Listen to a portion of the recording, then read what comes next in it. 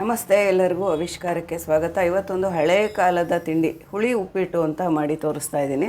ಸ್ವಲ್ಪ ತಿನ್ನೋದಕ್ಕೆ ಪುಳಿಯೋಗರೆ ಥರ ಇರುತ್ತೆ. ಇದಕ್ಕೆ ನಾನು ಒಂದು ಮುಕ್ಕಾಲು ಲೋಟದಷ್ಟು ಅಕ್ಕಿ ತರಿನ ತೊಗೊಂಡಿದ್ದೀನಿ.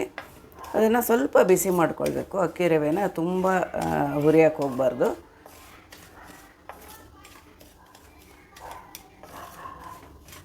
ಇದು ಬ್ರೇಕ್ಫಾಸ್ಟ್ಗಾಗಿರ್ಬೋದು, ಇಲ್ಲ ವ್ರತ ಉಪವಾಸಗಳಲ್ಲಿ ಈರುಳ್ಳಿ ಬೆಳ್ಳುಳ್ಳಿ ಬಳಸೋದು ಬೇಡ, ಅಕ್ಕಿ ತಿನ್ನೋ ಹಾಗಿಲ್ಲ ಅನ್ನೋವಾಗ ಈ ಥರದ್ದು ಒಂದು ಆಪ್ಷನ್ ಮಾಡ್ಕೊಳ್ಬೋದು. ಅಕ್ಕಿ ತರಿ ಇಲ್ಲ ಅಂದರೆ ಇದನ್ನು ಅವಲಕ್ಕಿ ಬಳಸಿ ಕೂಡ ಮಾಡ್ಕೊಳ್ಬೋದು. ನಾವು ಗೊಜ್ಜವಲಕ್ಕಿ ಅಂತ ಮಾಡ್ತೀವಲ್ಲ, ಅದೇ ಥರ ಅಕ್ಕಿ ರವೆ ಬಳಸಿ ಇದನ್ನು ಮಾಡ್ತಾ ಇರೋದು.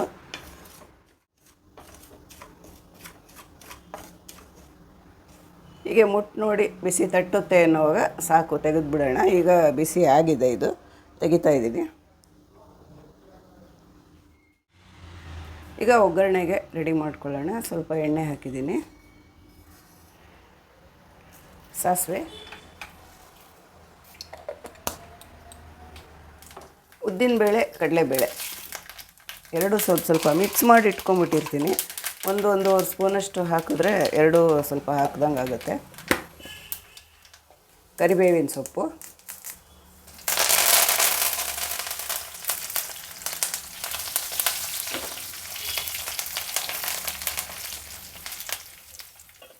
ಇಲ್ಲಿ ಸಾರಿನ ಖಾರದ ಪುಡಿ ಹಾಕ್ತಾಯಿದ್ದೀನಿ. 2 ಟೀ ಸ್ಪೂನಷ್ಟು ಸಾರಿನ ಖಾರದ ಪುಡಿ ಹಾಕ್ತಾಯಿದ್ದೀನಿ. ಸಾರಿನ ಖಾರದ ಪುಡಿ ಇಲ್ಲ ಅಂತಾದರೆ ನೀವು ಸ್ವಲ್ಪ ಅಚ್ಚ ಖಾರದ ಪುಡಿ ಹಾಕಿಬಿಟ್ಟು ಧನಿಯಾ ಪುಡಿ, ಜೀರಿಗೆ ಪುಡಿ ಹಾಕಿದ್ರೆ ಆಯಿತು. ಸ್ವಲ್ಪ ಬೆಲ್ಲ. ಸಾರಿನ ಖಾರದ ಪುಡಿ ಹಾಕಿದ್ರೆ ಅದು ರುಚಿ ತುಂಬ ಚೆನ್ನಾಗಿರುತ್ತೆ. ಈಗ ಒಂದು ಅರ್ಧ ಬಟ್ಲಷ್ಟು ಹುಣಸೆ ರಸ ಹಾಕ್ತಾಯಿದ್ದೀನಿ. ಹುಣಸೆ ರಸನ ನೆನೆಸ್ಬಿಟ್ಟು ಕಿವುಚ್ಬಿಟ್ಟು ಸೋಸ್ಕೊಂಡು ತೊಗೊಳ್ಬೇಕು. ಯಾಕೆಂದರೆ ಕಲ್ಲು ಆ ಥರದ್ದು ಏನಾದರೂ ಇದ್ದರೆ ಉಪ್ಪಿಟ್ಟು ತಿನ್ನುವಾಗ ಚೆನ್ನಾಗಿರಲ್ಲ. ಹುಣಸೆ ರಸ ಹಾಕಿದೆ. ಸ್ವಲ್ಪ ಜೀರಿಗೆ ಪುಡಿ ಎಕ್ಸ್ಟ್ರಾ ಫ್ಲೇವರ್ಗೆ. ಧನಿಯಾ ಪುಡಿ ಒಂದು ಕಾಲು ಟೀ ಸ್ಪೂನಷ್ಟು ಹಾಕಿದ್ದೀನಿ. ಜೀರಿಗೆ ಪುಡಿ, ಧನಿಯಾ ಪುಡಿ ಎರಡೂ.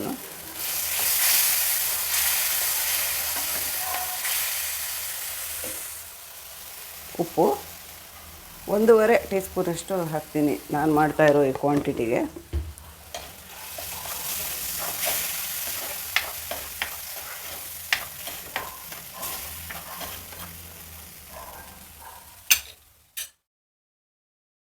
ಒಂದಕ್ಕೆ 2.5 ಲೆಕ್ಕದಲ್ಲಿ ನೀರು ಹಾಕಿದ್ದೀನಿ. ಈಗ ನೀರು ಚೆನ್ನಾಗಿ ಕುದಿಯೋದಕ್ಕೆ ಬಿಡೋಣ.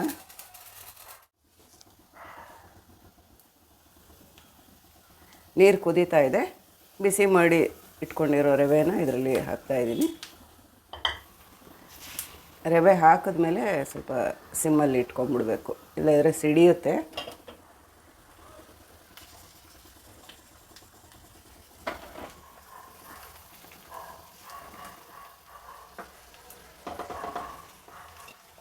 ಸ್ವಲ್ಪ ಮುಚ್ಚಿಟ್ಬಿಡೋಣ. ರವೆ ಬೇಯೋದಕ್ಕೆ ಸ್ವಲ್ಪ ಟೈಮ್ ತಗೊಳುತ್ತೆ. ಒಂದು 7-8 ನಿಮಿಷ ಮುಚ್ಚಿಟ್ಟಿದ್ದೆ ಸಿಮ್ಮಲ್ಲಿ ಇಟ್ಬಿಟ್ಟು. ಈಗ ಚೆನ್ನಾಗಿ ಬೆಂದಿದೆ. ಇದೇನೇ ಅಂದರೂ ನಾವು ತಿನ್ನೋದಕ್ಕಿಂತ ಒಂದು 1/4 ಗಂಟೆ ಮೊದಲು ಮಾಡಬೇಕು ಈ ಥರ ಹುಳಿ ಉಪ್ಪಿಟ್ಟನ್ನ. ಯಾಕೆಂದರೆ ಅಕ್ಕಿ ತರಿ ಸ್ವಲ್ಪ ಟೈಮ್ ತೊಗೊಳುತ್ತೆ, ಅರಳ್ಕೊಳ್ಳೋದಕ್ಕೆ ಎಲ್ಲ ಟೈಮ್ ತೊಗೊಳುತ್ತೆ. ಈಗ ನಾವು ಕೊಬ್ಬರಿ ಹಾಕೋಣ. ಒಣಕೊಬ್ಬರಿ, ಇದಕ್ಕೆ ಒಣಕೊಬ್ಬರಿ ಚೆನ್ನಾಗಿ ಸೂಟ್ ಆಗುತ್ತೆ. ಒಣಕೊಬ್ಬರಿ ಇಷ್ಟ ಇಲ್ಲದೇ ಇದ್ದರೆ ಕಾಯಿ ಕೂಡ ಹಾಕ್ಕೋಬೋದು, ಕಾಯಿ ತುರಿ ಹಾಕ್ಕೋಬೋದು. ಇದು ಆಲ್ಮೋಸ್ಟ್ ರೆಡಿಯಾಗಿದೆ. ಒಂದು 10 ನಿಮಿಷ ಹಾಗೇ ಬಿಟ್ಬಿಟ್ರೆ ಉದ್ರಾಗಿ ಚೆನ್ನಾಗಾಗುತ್ತೆ. 1ಕ್ಕೆ 2.5, 2 ಈ ಪ್ರಪೋರ್ಷನಲ್ಲಿ ನೀರು ಹಾಕಿದ್ರೆ ಕರೆಕ್ಟಾಗಿ ಆಗುತ್ತೆ. ನೋಡಿ, ರೆಡಿ ಆಯಿತು. ಮತ್ತು ಕಡಲೆಕಾಯಿ ಬೀಜನ ಸಪ್ರೇಟಾಗಿ ಫ್ರೈ ಮಾಡಿ ಇಟ್ಕೊಂಡಿದ್ದೆ. ಅದನ್ನು ಸರ್ವ್ ಮಾಡಬೇಕಾದ್ರೂ ಹಾಕ್ಬೋದು, ಇಲ್ಲ ಈಗ ಹಾಕಿದ್ರೂ ನಡೆಯುತ್ತೆ. ಕಡಲೆಕಾಯಿ ಬೀಜ ಆಪ್ಷನಲ್ಲು, ಬೇಡ ಅಂದರೆ ಸ್ಕಿಪ್ ಮಾಡ್ಬೋದು. ಕಡಲೆಕಾಯಿ ಬೀಜದ ಬದಲಾಗಿ ಗೋಡಂಬಿನ ಕೂಡ ಫ್ರೈ ಮಾಡಿ ಹಾಕ್ಬೋದು, ಅದು ತುಂಬ ಚೆನ್ನಾಗಿರುತ್ತೆ. ನೋಡಿ, ಇದು ರೆಡಿ ಆಯಿತು. ಈಗ ಹುಳಿ ಉಪ್ಪಿಟ್ಟು ರೆಡಿ ಆಯಿತು. ಈ ಹದದಲ್ಲಿದೆ. ಇನ್ನೊಂದು 10 ನಿಮಿಷ ಹಾಗೇ ಸ್ಟವ್ ಆಫ್ ಮಾಡಿಬಿಟ್ಟು ಮುಚ್ಚಿಟ್ರೂ ಆಯಿತು. ಉದ್ರಾಗಿ ಚೆನ್ನಾಗಾಗುತ್ತೆ. ಇದು ಲಂಚ್ ಬಾಕ್ಸ್ಗಂತೂ ತುಂಬ ಚೆನ್ನಾಗಿರುತ್ತೆ. ಮಧ್ಯಾಹ್ನ ತಿನ್ನುವಾಗ ನಾವು ಈ ಹದದಲ್ಲಿ ಮಾಡಿದಾಗ ಮಧ್ಯಾಹ್ನ ತಿನ್ನುವಾಗ ತುಂಬ ಹುಡಿಯಾಗಿ ತುಂಬ ಚೆನ್ನಾಗಿರುತ್ತೆ. ಲಂಚ್ ಬಾಕ್ಸಿಗೆ ಬೆಸ್ಟು ಇದು. ರಾತ್ರಿ ಊಟಕ್ಕೆ ಕೂಡ ಮಾಡ್ಕೊಳ್ಬೋದು. ಬ್ರೇಕ್ಫಾಸ್ಟ್ಗಂತೂ ತುಂಬ ಬೇಗ ಆಗುತ್ತೆ. ಈಗ ಮುಚ್ಚಿ ಒಂದು 10 ನಿಮಿಷ ಹಾಗೆ ಬಿಟ್ಬಿಡಬೇಕು. ರುಚಿಯಾದ ಹುಳಿ ಉಪ್ಪಿಟ್ಟು ಅಕ್ಕಿ ತರಿ ಬಳಸಿ ಮಾಡಿರೋ ಅಂಥದ್ದು. ತರಕಾರಿ ಏನು ಮನೇಲಿ ರೆಡಿ ಇಲ್ಲದೆ ಇದ್ದಾಗ, ಟೈಮು ಕಡಿಮೆ ಇದ್ದಾಗ ಬೇಗ ಮಾಡ್ಕೊಳ್ಳೋ ಅಂಥ ಒಂದು ಬ್ರೇಕ್ಫಾಸ್ಟ್ ರೆಸಿಪಿ. ಟ್ರೈ ಮಾಡಿ ನೋಡಿ ಹೇಗೆ ಅನಿಸ್ತು ಅಂತ ಕಮೆಂಟ್ ಮಾಡಿ ತಿಳಿಸಿ. ಈ ರೆಸಿಪಿ ನಿಮಗೆ ಸ್ವಲ್ಪ ಆದರೂ ಇಷ್ಟ ಆಗಿದರೆ ಒಂದು ಲೈಕ್ ಕೊಡೋದನ್ನು ಮರಿಬೇಡಿ. ಚಾನಲ್ನ ಸಬ್ಸ್ಕ್ರೈಬ್ ಮಾಡ್ಕೊಳ್ಳಿ. Thank you.